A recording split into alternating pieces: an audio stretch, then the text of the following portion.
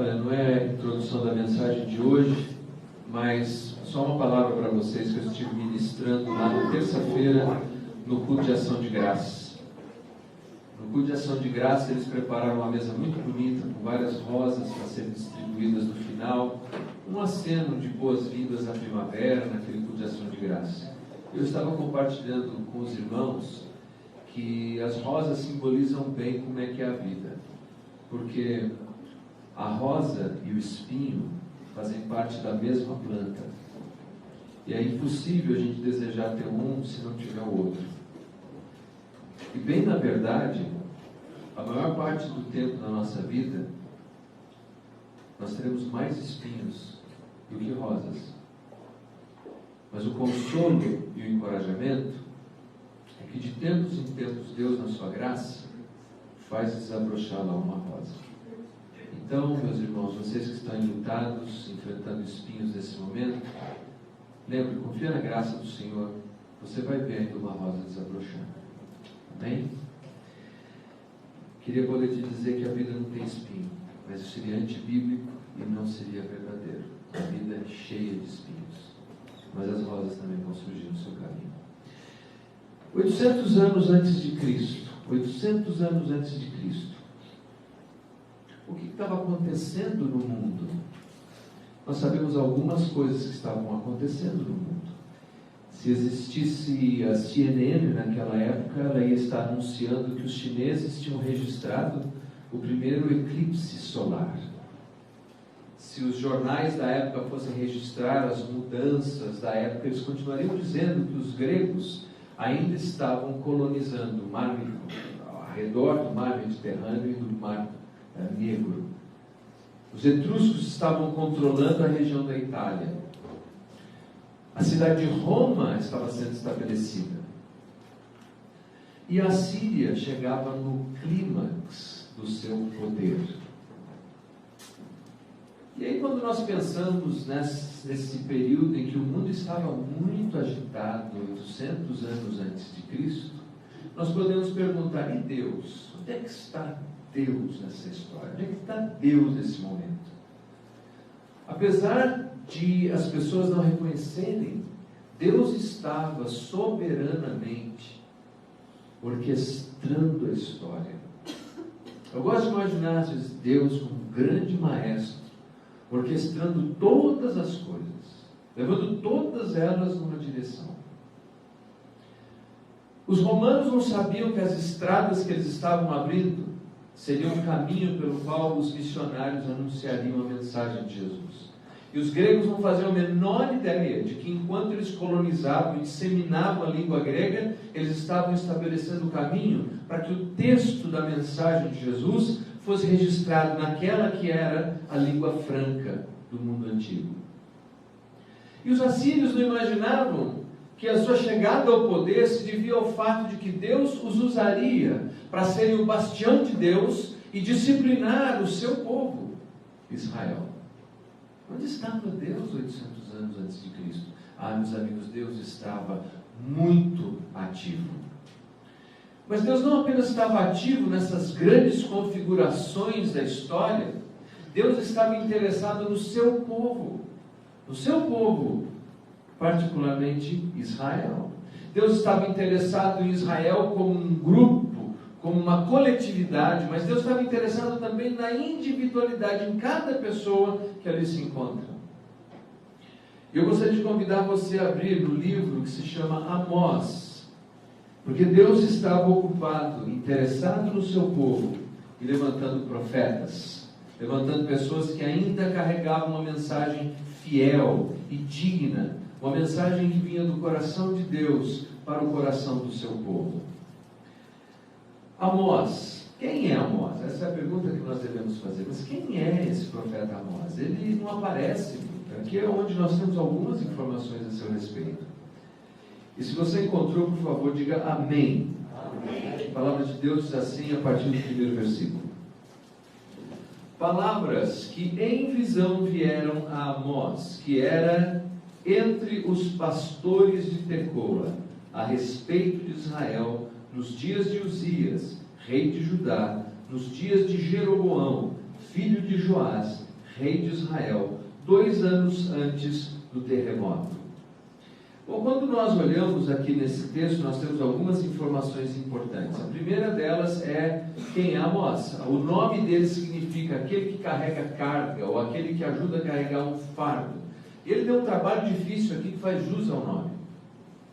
A palavra de Deus nos diz, primeiro, que ele fazia parte de um grupo de pastores, mas não apenas aqui. Se você for adiante, no capítulo 7, versículo 14, nós temos um pouco mais de informações biográficas a respeito de quem é Amós.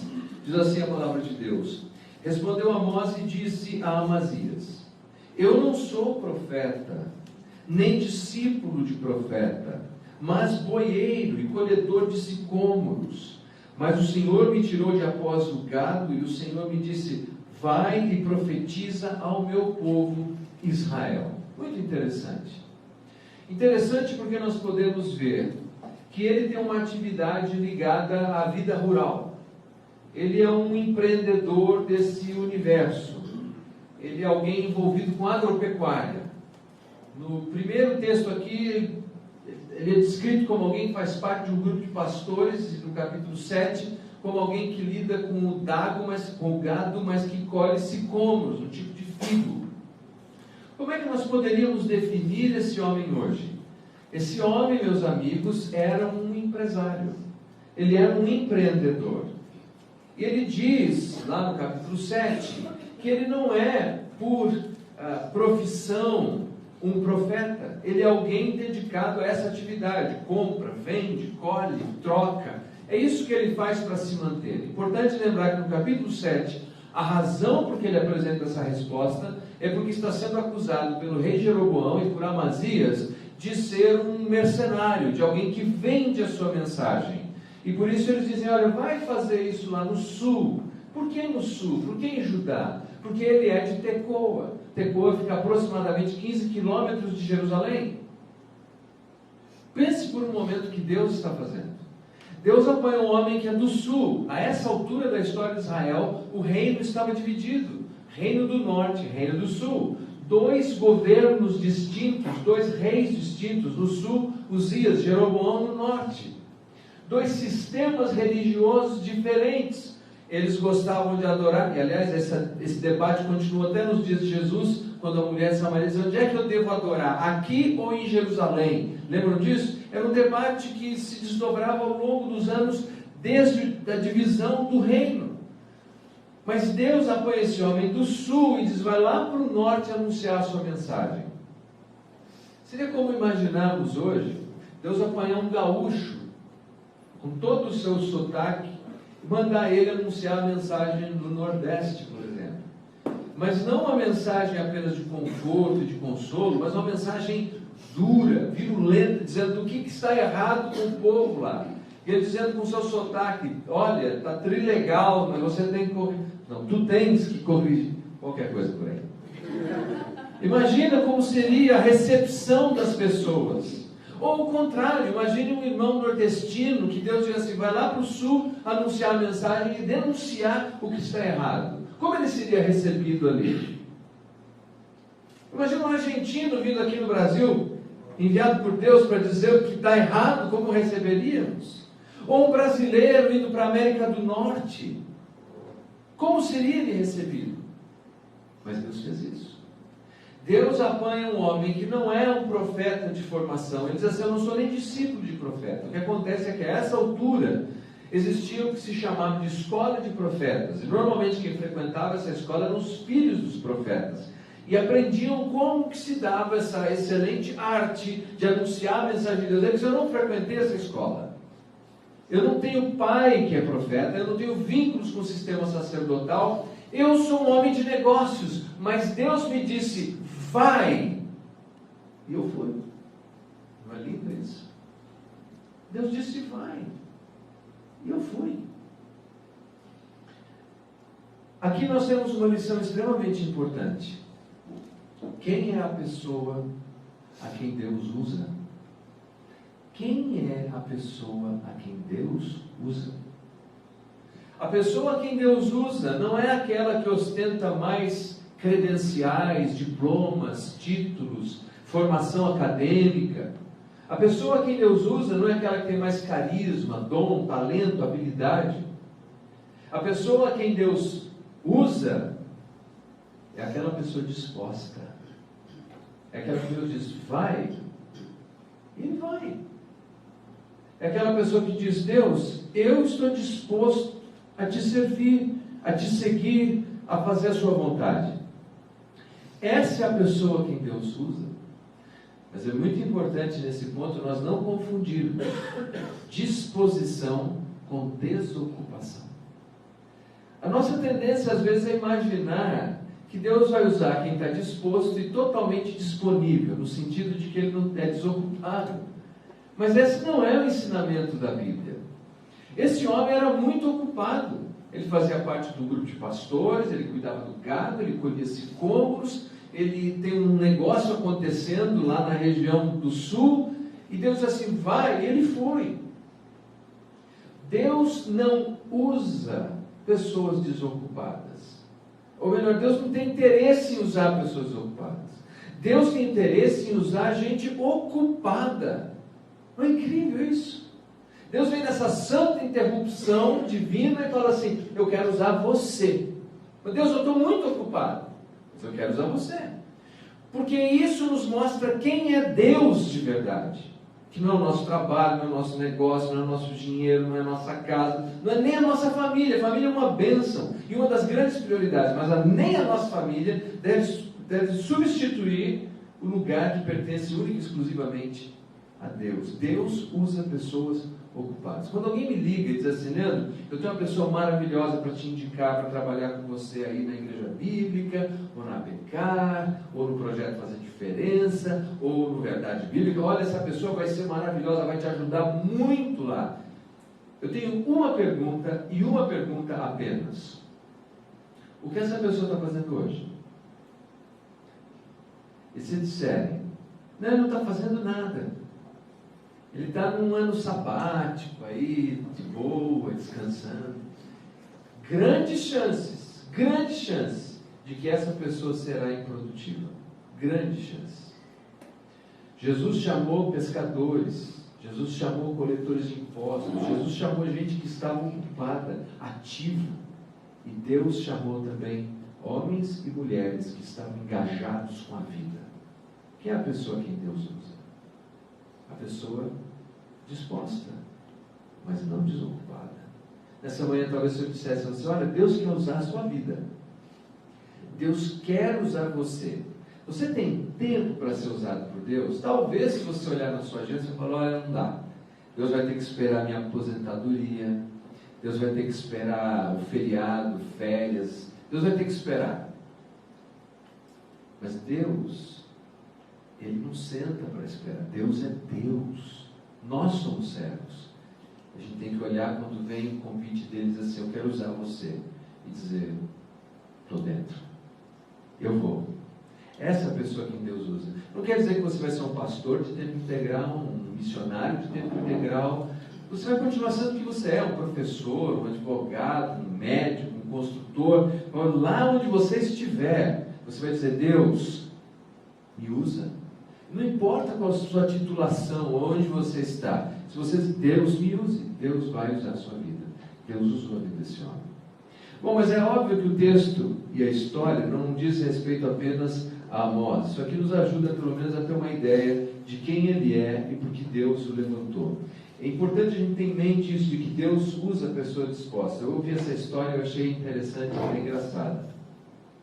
Uma mulher, ela estava no estacionamento e perdeu a chave do carro. Para piorar as coisas, a chave reserva estava onde? Dentro do carro. Você já fez isso na sua vida alguma vez? Não é revelação, eu tenho certeza que tem gente aqui que já fez isso antes. E aí o que acontece? Ela começa a orar pedindo a Deus que de alguma maneira Ele envie alguém que possa ajudá-la a abrir o carro. E aparece um homem velho ali, chorando, triste, diz assim, a senhora está precisando de ajuda? Sim, eu estou precisando, meu carro está trancado, a chave reserva está dentro. Ele falou, não, pode deixar comigo, ó. E rapidamente aquele homem abriu o carro para ela. Aí ela, ai, graças a Deus, aleluia, você é um anjo que veio do céu. Ele falou, não sou um anjo. Eu acabei de sair da prisão. Eu fui preso porque eu era puxador de carro. E vi a senhora chorando e resolvi ajudar. E a mulher disse assim, ai, como Deus é bom, Ele mandou um especialista para mim. Você era puxador de carro, agora você é um servo do Senhor. Guardadas as proporções, Deus usa quem diz sim, me use Deus. Se você disser sim, Deus vai usar você. E Deus está orquestrando as circunstâncias e as coisas, por mais difíceis que pareçam ser, porque Ele quer usar a sua vida. Ele quer usar a sua vida. Vamos em frente. O que está acontecendo é que o profeta ele tem 5 mensagens, ele tem 5 visões. Nessas visões, ele vai apresentando o juízo de Deus em relação à nação de Israel. E aí há algo muito, muito interessante. Porque nas primeiras visões, vamos ver se a gente localiza aqui, capítulo 7, há uma frase importante que nos nossos dias tem causado muita confusão teológica. Diz assim o versículo 3: então o Senhor se arrependeu disso, e não acontecerá, disse o Senhor. Versículo 6: e o Senhor se arrependeu disso, também não acontecerá, disse o Senhor. O que acontece é que nas primeiras visões que Deus dá ao profeta, Israel seria completamente destruído. Completamente destruído. Então o profeta ora e clama, Deus, mas como Israel vai suportar tudo isso? E aí o texto diz assim, e Deus se arrependeu e não aconteceu assim. Pelo menos por 2 vezes o texto diz isso. Depois ele para de fazer essa intercessão e a disciplina divina irrevogavelmente veio sobre o povo de Israel. O ponto central aqui é o seguinte, o que significa Deus se arrependeu? Hoje, há um grupo de pessoas, e pastores, e teólogos, que afirmam que isso deve ser entendido no rigor da literalidade. Deus se arrepende. Como eu me arrependo e como você se arrepende. Mas há um problema muito sério nessa afirmação. Porque se Deus se arrepende como eu me arrependo e como você se arrepende, quer dizer que Deus está sujeito a um processo de aprendizado. Daí o fato dessa teologia que propõe que Deus se arrepende como eu e você, pode ser teologia processual ou teologia aberta. Deus não sabe o que é. Deus está aprendendo. Isso é um problema sério. Veja só, você pode comprar um carro um dia e está feliz demais com aquele carro. Até que você comece a descobrir quanto ele consome de gasolina. E aí você se arrepende de ter comprado aquele carro. Porque você tem uma informação nova. Você aprendeu algo novo a respeito daquele carro. E aí você se arrepende. Você sonha casar com uma pessoa e se casa com aquela pessoa. E depois, durante o casamento, você descobre que ela ronca demais a noite inteira. E você não consegue dormir por causa do ronco do seu cônjuge. E aí você se arrepende. Ai, se eu soubesse que roncava assim. Você aprendeu algo novo. Bom, isso é verdade a nosso respeito. Mas Deus não está sujeito a esse processo de aprendizado. Porque se estivesse, nós não teríamos garantia nenhuma em relação ao futuro ou mesmo à nossa salvação. Porque Deus poderia, no processo, dizer, puxa, aprendi um negócio novo a respeito do Leandro. Não dá, esse cara eu não quero mais. Percebem? Então, como entender essa expressão, essa e muitas outras que aparecem na Bíblia que falam do arrependimento divino? Bom, há um termo teológico para nos explicar isso, que é a antropopatia. Quer dizer que a única maneira de nós entendermos Deus é quando Deus se revela. E Ele usa linguagens humanas para explicar a sua natureza, os seus sentimentos, para que a gente possa entender razoavelmente o que está acontecendo ali. Outra coisa importante, nós sabemos que a Bíblia nos ensina que Deus é o eterno hoje, o eu sou. Ele é, nesse sentido, supratemporal. Deus não está sujeito ao tempo e ao espaço, mas nós estamos. E a única maneira de entendermos é quando Deus entra no tempo e no espaço e nos explica alguma coisa. Portanto, quando o texto diz isso, ele está nos revelando o coração de um Deus que se importa. Outra coisa importante aqui. Você se lembra da intercessão de Abraão em favor de Sodoma e Gomorra? Quem tomou a iniciativa de provocar a intercessão? Foi Deus. Deus se aproxima de Abraão e diz assim: olha, eu vou te contar uma coisa que eu vou fazer. E Abraão então começa a orar e interceder por aquele lugar. Quem tomou a iniciativa aqui de despertar Amós para a importância da intercessão? Quem foi? Foi Deus. Quem deu a visão para Amós. Veja, Deus não é pego de surpresa pela intercessão de ninguém.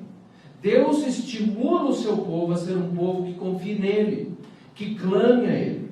Por isso Deus nos apresenta coisas, o texto de Amós diz assim: Deus não fará nada sem se revelar aos seus servos, os profetas. É o que diz o texto. Para quê? Para que o povo de Deus possa interceder. A nossa intercessão, sim, algumas vezes mudará as circunstâncias do nosso ponto de vista. Mas mais importante do que mudar as circunstâncias é que a nossa oração muda as nossas vidas. E como assim? Ela nos alinha aos propósitos de Deus. É por isso que depois do versículo 7, o profeta não mais intercede por Israel. Ele se alinha à visão de Deus. Ele começa a entender os propósitos de Deus e se rende. Como não é fácil a gente entender o propósito de Deus muitas vezes na vida e se render. Mas é preciso confiar. É preciso confiar quando o Senhor parece dormir no barco. Lembra os discípulos? Homens de pouca fé. Mas é preciso confiar. É preciso confiar quando Ele nos despacha solitários no nosso bote e somos apanhados por uma terrível tempestade, mas Ele vem caminhando sobre as águas. É preciso confiar no Senhor, mesmo quando o Senhor diz que vem com severa disciplina. Bom, continuemos. O que Deus faria então? Vamos pensar um pouco na situação do Amós, gente. Vindo do sul, falar com o reino do norte, com toda essa diferença cultural, e tem que trazer uma mensagem dura, mas ele tem uma didática impressionante. Ele chega ali, ao invés de ele já chegar direto em Israel e falar: olha, Israel, aqui está a sua sentença, aqui está o seu problema. Ele não faz isso. Ele começa, vamos pensar alguns, abra por favor no capítulo 1. Ele começa aqui por denunciar os pecados das nações vizinhas. Versículo 3: por 3 transgressões de Damasco e por 4 não sustarei o castigo. Versículo 6: assim diz o Senhor, por 3 transgressões de Gaza e por 4 não sustarei o castigo. Versículo 9: assim diz o Senhor, por 3 transgressões de Tiro e por 4 não sustarei o castigo. Versículo 11: assim diz o Senhor, por 3 transgressões de Edom e por 4 não sustarei o castigo. Versículo 13: assim diz o Senhor, por 3 transgressões os filhos de Amon e por 4 não sustarei o castigo. Versículo 1 do capítulo 2: assim diz o Senhor, por 3 transgressões de Moabe e por 4 não sustarei o castigo. Versículo 4: assim diz o Senhor, por 3 transgressões de Judá e por 4 não sustarei o castigo. Uma pausa. O profeta vem do sul, aborda o povo de Israel e começa a descrever todos os adversários que eles têm. E fala: olha, o Senhor vai julgar Damasco. E o que dizia o povo de Israel? Eles estão no meio, todas essas nações estão ao redor, todas elas estão em volta, eles estão bem aqui no meio. Olha, o Senhor vai julgar lá Damasco. O que eles diziam? Amém, é isso mesmo, eles merecem o juízo divino. O Senhor vai julgar Tiro, Gaza, amém. Amon, Moabe, Edom, é isso mesmo. E aí a cereja do bolo diz assim: o Senhor vai julgar Judá. Que beleza, é o reino dividido, Judá está no sul, movimento separatista, um revanchismo terrível. Deus, o Senhor vai julgar. Esse profeta é bom demais. Ele está falando contra todos os meus adversários, contra todos os meus inimigos. Imagine o seguinte: que você tem uma demanda com alguém. Alguém que te causou muito dano, sei lá, um vizinho, que o cachorro continua indo lá e regando a sua planta. Você está revoltado com isso. De repente vem o profeta, o Senhor vai julgar essa pessoa. Você diz, amém. Bom esse profeta, é muito bom esse profeta. 7 nações à nossa volta serão julgadas. 7. Número perfeito, completo. Não é isso, profeta? Não. Tem um 8º aqui. Peraí, profeta, como é que tem o 8º? Já julgou todo mundo que está em volta. Todo mundo que fez errado, todo mundo que zombou. O senhor já está certo. Não, tem mais um. Quem? Você. Peraí, a mensagem estava boa até agora. Como assim Deus vai me julgar? Vai? Deus não julga a injustiça só do outro. Deus julga também as nossas injustiças. Você deve ter notado o recurso literário do profeta. Ele fala assim, 3, 4, 3, 4, 3, 4. Isso aparece em várias passagens da Bíblia, mas não como aqui. Aqui significa simplesmente o seguinte, chegou no limite. Deus, embora seja um Deus eterno, Ele dá oportunidades, Ele é longânimo, mas chega uma hora que o cálice transborda. E quando transborda o cálice, Deus julga. E Deus julgaria todas aquelas nações. O que me chama a atenção nesse texto é que cada uma dessas nações estariam sendo julgadas por um pecado, cada uma delas. Mas no caso do povo de Israel, são vários pecados pelos quais eles são condenados. Deus estava dizendo, você fica insistindo para eu julgar o outro, e você esquece que o seu pecado é ainda maior que o deles. Seria o equivalente do que Jesus disse no Novo Testamento. Antes de tirar o cisco do olho do outro, tira a trave que está no seu. Era o que Deus estava dizendo para o povo de Israel. Vamos considerar então quais eram os pecados que eles estavam infringindo, cometendo. Primeiro vamos ver no capítulo 3, versículo 15, qual era a situação socioeconômica de Israel. Capítulo 3, versículo 15. Derribarei a casa de inverno, a casa de verão, as casas de marfim perecerão e as grandes casas serão destruídas. Qual era a situação econômica de Israel nesse momento? Era boa? Era boa. Era boa. Eles têm uma casa de verão, eles têm uma casa de inverno, eles têm uma casa de marfim caríssimo, decoração marfim, e grande casa.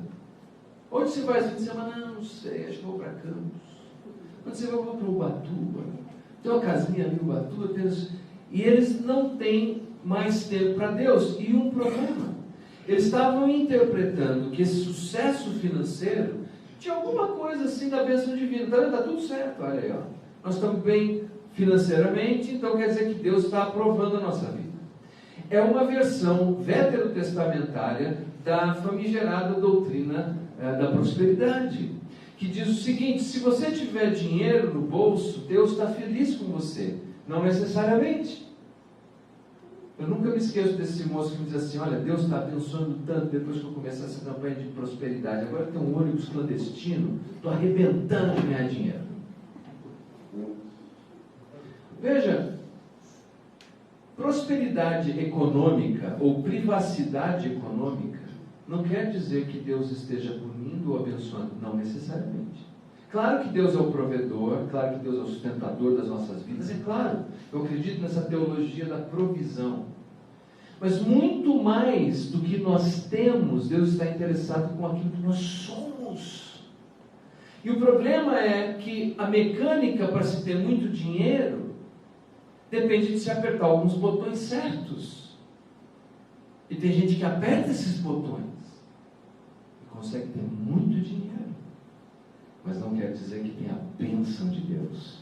Eu chamo de pessoas miseravelmente bem-sucedidas. Você conhece alguma? Você já conhece alguma? E Deus é assim que vai lidar com isso. Vamos ver como é que eles estavam então colhendo essa prosperidade. Primeiro nós sabemos que no mundo antigo havia uma rota, duas vias importantes que passavam por Israel, o que viabilizava a importação e exportação, e a economia estava aquecida. Vamos ver o que estava acontecendo, como é que eles estavam conseguindo gerar todo esse dinheiro. Abra, por favor, no capítulo 5.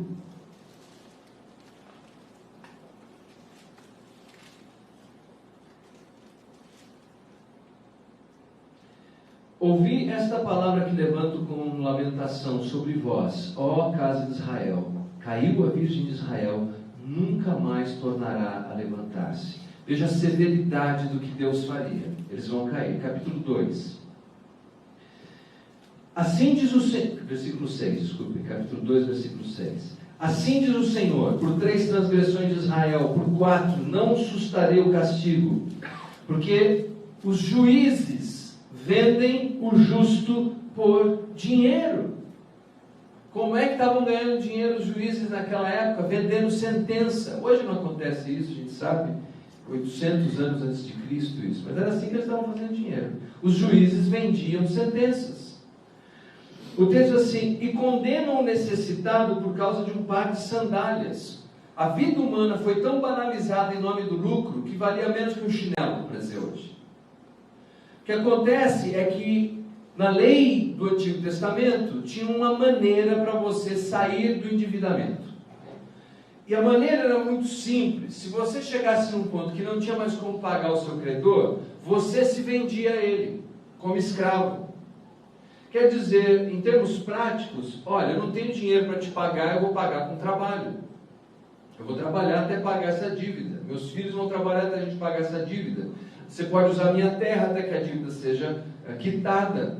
Mas tinha o chamado ano jubileu, que era um ano quando todo mundo ia ser posto em liberdade, as propriedades voltavam para as famílias e os escravos voluntários eram colocados em liberdade. Assim, a miséria e a pobreza não se perpetuava sobre as pessoas. No entanto, o pobre dentro da comunidade de Israel devia ser tratado com dignidade e ser socorrido, não explorado. O que eles estavam fazendo aqui era o seguinte: você deve um chinelo, vai virar escravo. Você, tua mulher, teus filhos, tua casa, você vai perder tudo. Era essa a ideia. A vida humana foi banalizada. Para quê? Grana, lucro. Mas não parava por aí. Veja só. Versículo 7. Suspiram pelo pó da terra, estou no capítulo 2. Suspiram pelo pó da terra, da cabeça dos pobres, pervertem o caminho dos mansos. Um homem e seu pai coabitam com a mesma jovem, e assim profanam o meu santo nome. Quer dizer aqui uma jovem donzela escrava, explorada sexualmente pela família, sem direito a voz, sem direito a ver, sem direito a nada, sendo explorada pelo bel prazer que eles tinham. Eu poderia continuar aqui, mas vamos falar um pouquinho das mulheres, porque aqui parece mais um problema masculino. Vamos no capítulo 4. Ouvi estas palavras, vacas de Bazã. Importante, vaca de Bazã aqui, acredite você ou não, é um elogio. Tá? Que estáis no monte de Samaria, oprimis os pobres, esmagais os necessitados, dizei ao vosso marido: dá cá e bebamos. Vaca de Bazã, porque o gado da região de Bazã é um gado muito bonito, pernas torneadas, fortão, sabe aquele gado vistoso? Então, naquela época, quando um homem encontrava uma mulher que era muito bonita, ele dizia assim: você, hein, olha que coisa, você é uma verdadeira vaca de Bazã. E ela dizia: você acha? Acho, você está maravilhosa. Era um elogio. Então o profeta diz assim: olha, vocês vacas de Bazã. Obrigado, né? Como é que o profeta sabe? Diz assim: mas para serem assim, vocês estão explorando o pobre e o necessitado. Olha só como termina esse versículo. Vocês falam para o marido de vocês: dá cá e bebamos. Para o marido prover tudo isso que elas tinham, eles exploravam o pobre e o miserável. Mas elas não queriam saber disso. Elas só falavam: tem um shopping novo em Gilgal e eu tenho que ir lá. É mais ou menos essa ideia. E por que eles estavam vivendo tudo isso? Bom, no livro de Oséias nós vimos a relação de amor entre Deus e o seu povo.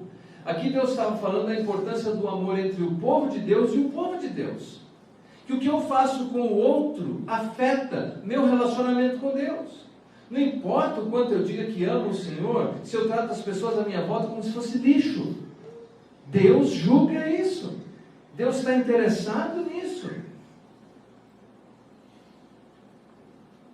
E o que acontece é que eles, para desfrutarem de toda essa riqueza, eles se envolveram com o culto cananita. Você deve ter notado no texto que o tempo não nos permite fazer. Fala dos lugares altos, de vários lugares de adoração. Os lugares altos eram lugares de cultos em que os cananitas adoravam deuses da fertilidade, como por exemplo Moloque, em que as crianças eram sacrificadas vivas no seu altar. Mas mais do que isso, eles tinham os altos, que eram nada mais do que réplicas de órgãos sexuais com prostitutas cultuais.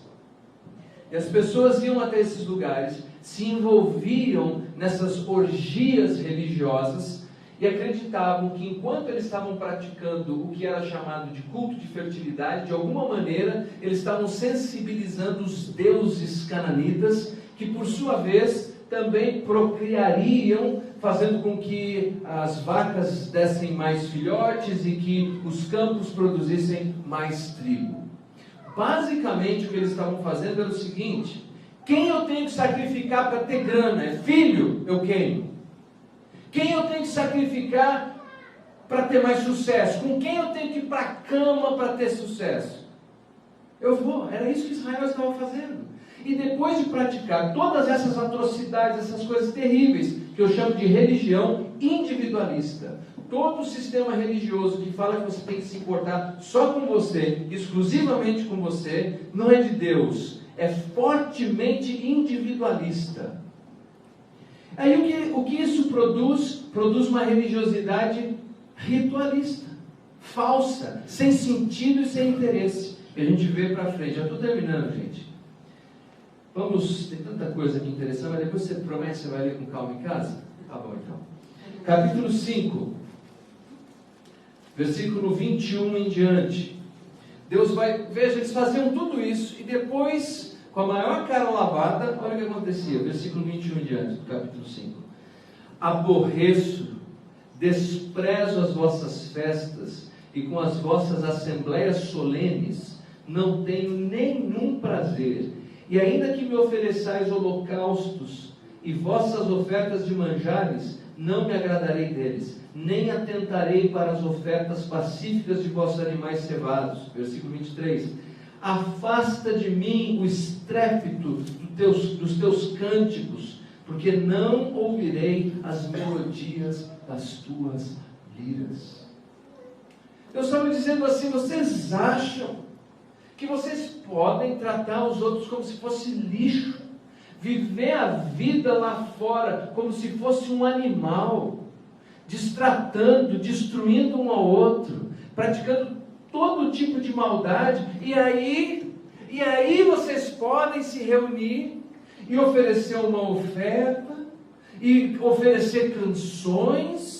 Esse tipo de música, o que Deus está dizendo, para mim não é um louvor, é um barulho nos meus ouvidos.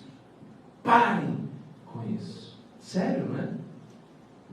Porque, queridos, Deus, Ele não está interessado apenas na nossa adoração coletiva. Deus está interessado também na nossa adoração individual. Como é que eu sou quando termina essa reunião? Como eu vivo o meu dia a dia? É isso que interessa. Uma vida que não é dividida em compartimentos, mas que tem um comportamento que busca glorificar a Deus sempre. Então, se você olhar no capítulo 4, Deus fala assim: eu mandei várias disciplinas. Versículo 6 diz assim: mas vocês não se converteram a mim.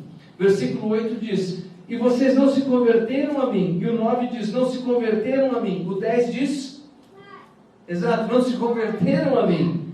E o 11: não se converteram a mim. Deus diz assim: olha, vocês são como um filho tão rebelde, que eu deixo você uma semana de castigo, você não se arrepende, um mês você não se arrepende, um ano você não se arrepende. Eu vou ter que ser mais severo com vocês. Capítulo 5 diz assim, versículo 4: buscai-me e vivei. Versículo 6 diz: buscai ao Senhor e vivei. Versículo 14 diz: buscai o bem e vivei. A porta não está fechada, sempre há uma oportunidade para um recomeço, mas não se pode fingir que essa duplicidade não esteja existindo. A gente tem que se arrepender do que está errado e buscar fazer aquilo que está certo. Israel não queria isso, meus queridos.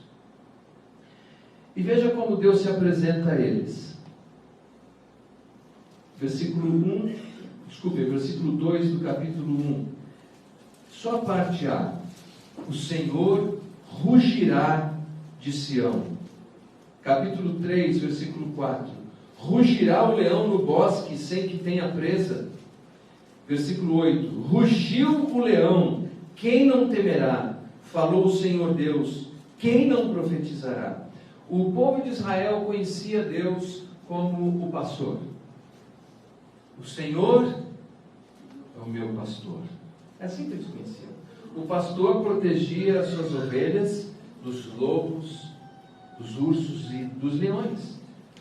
Mas o animal mais temido dos pastores era o leão. Porque um leão podia destruir um rebanho inteiro, se não matasse o pastor. O que eles não imaginavam é que Deus se apresentaria num dado momento como ele sendo o leão. Ele diz: olha, por causa de tudo isso que vocês estão fazendo, por causa dessa falta de arrependimento que vocês têm, rugiu o Senhor. Rugiu o Senhor. A imagem era fortíssima. Até ele fala assim: às vezes o pastor consegue salvar uma orelha, um par de patas. É o que consegue. Quando ruge o leão, e Deus diz assim: eu estou rugindo agora. Já viu um leão rugir? Já ouviu? Eu fui uma vez num zoológico pequenininho, num lugar chamado Great Bend, numa visita que eu fiz nos Estados Unidos. O negócio estava meio entediante lá com a família. Eles falaram: vou levar você no zoológico.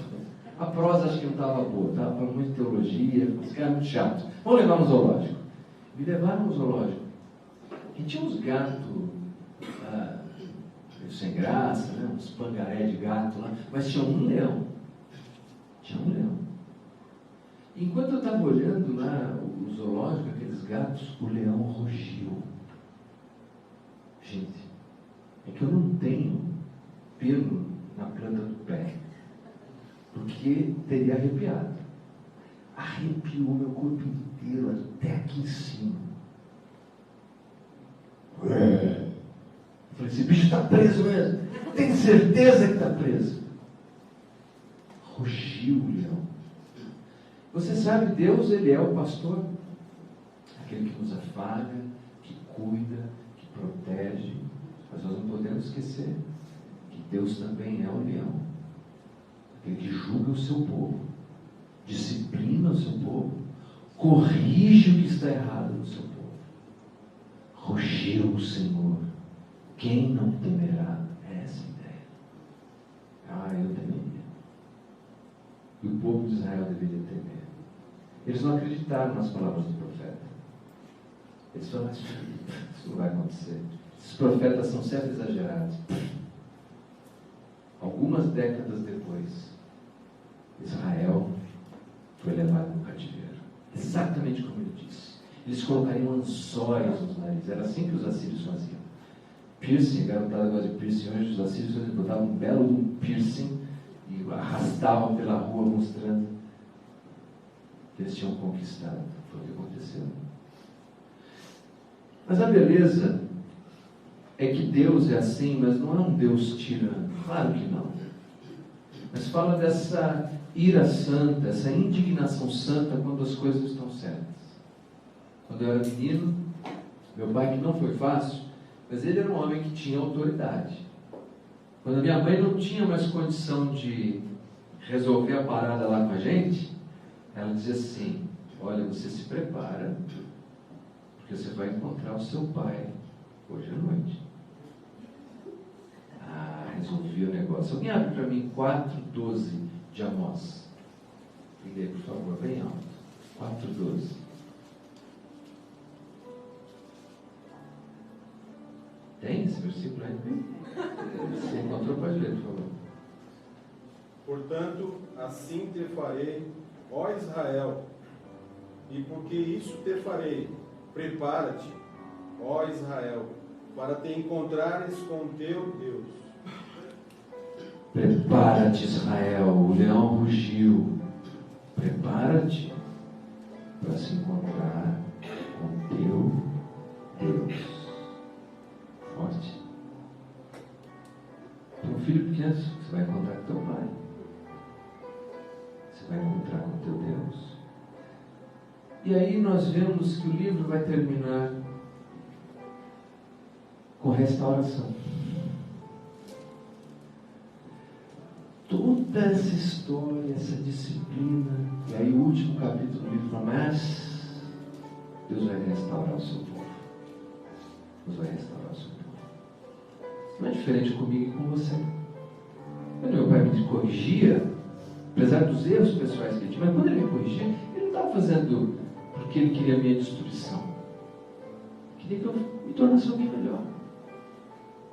Quando Deus nos corrige, é porque Ele quer que nós sejamos pessoas melhores. Povo dele de verdade. Parecidos com Jesus. Então, se alguma coisa não está certa, Ele vem como pastor. Mas vem como leão. Vem como um pai que corrige e que disciplina os filhos a quem ama. Não para destruição, mas para que finalmente a gente seja restaurado. Essa é a grande lição do povo de Israel. Eu pessoalmente não consigo, acho que foi o Jair outro dia que perguntou se eu acredito na teologia de substituição, e que Deus vai fazer mais nada com Israel. Eu tenho dificuldade de aceitar essa doutrina, porque todos os profetas que eu estudo falam da restauração de Israel. E mesmo no livro de Paulo aos Romanos, capítulo 11, fala assim, e o Israel será salvo. Agora, isso é uma questão escatológica, não dá tempo de a gente trocar essa prosa hoje. Mas o que eu quero dizer é que é um grande exemplo nisso. Que Deus corrigiu o seu povo, Deus ainda corrige o seu povo. Uma pergunta para você, para a gente encerrar a nossa manhã. Nós vimos onde estava Deus, 800 anos antes de Cristo, mais ou menos. Onde está Deus hoje? Século 21. O que Deus está fazendo? O mundo está agitado, né? Também estava naquela época. Deus estava atuando lá? Deus está atuando hoje. E Deus está interessado na vida do seu povo hoje. E Deus está interessado na sua vida hoje. Vamos ficar em pé. Pai querido, muito obrigado por essa manhã, obrigado pela sua palavra, obrigado pelo ministério de Amós. E obrigado porque o Senhor corrige, o Senhor repreende quem o Senhor ama. Lá, Senhor, 800 anos antes de Cristo, o Senhor estava ativo, orquestrando as nações, levantando os mensageiros que desafiavam o seu povo a viver em harmonia, Senhor, com a tua mensagem. E hoje, Pai, nós cremos, o Senhor ainda tem levantado pessoas que anunciam a sua palavra com seriedade, para que possamos, Senhor, voltar e encontrar vida em Ti. Não há vida longe de Ti, apenas ilusão. Abençoa o seu povo nessa manhã, cada irmão, cada irmã, cada pessoa que aqui se encontra. E dá-nos a graça, Senhor, de vivermos para a Tua glória. Em nome de Jesus. Amém, Senhor. Amém. Se você recebe a palavra de Deus nessa manhã, diga amém. Amém. Deus abençoe vocês. Bom domingo. A paz de Jesus esteja sobre a sua vida. Que o amor de Deus Pai, o Todo-Poderoso, a graça infinita do Senhor Jesus Cristo, a consolação e o encorajamento do Espírito Santo de Deus esteja sobre a sua vida, não somente hoje, mas para sempre. Quem crê, diga amém. Amém. Deus abençoe. Tem um cafezinho? Cafezinho lá.